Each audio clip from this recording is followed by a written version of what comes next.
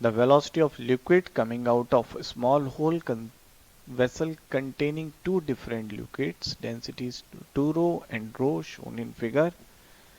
अब कितने से बाहर आ रहा होगा तो यहाँ पे हम बर्नौली थ्योरम लगा लेते हैं। यहाँ पर प्रेशर है पी नॉट और यहाँ पर जो प्रेशर है लेट अस से पी ए।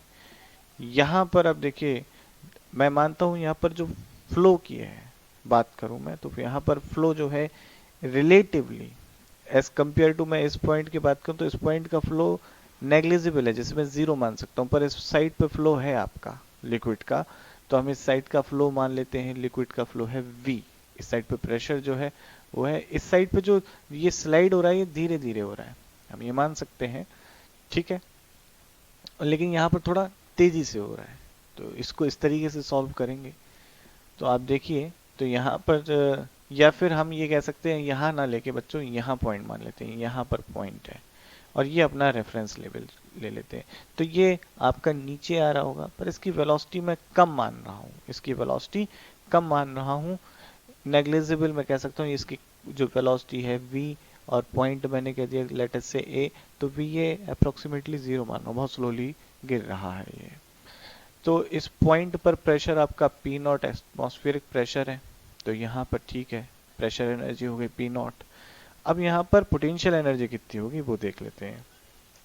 तो वो हो जाएगी आपकी, देखिए डेंसिटी है रो 2h रो 2h जी, ठीक है।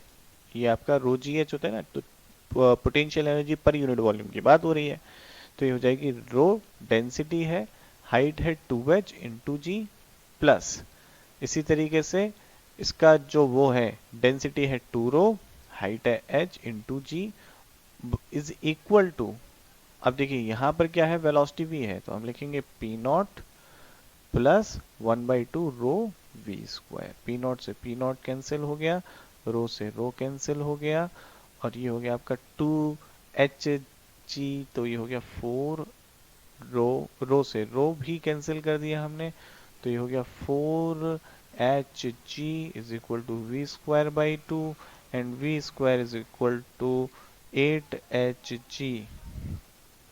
जिसे सॉल्व करेंगे तो v इज इक्वल टू आ जाएगा आपका 2√2 h g, यानी कि 2 root square root of 2 h g, और ऑप्शन सी हो जाता है।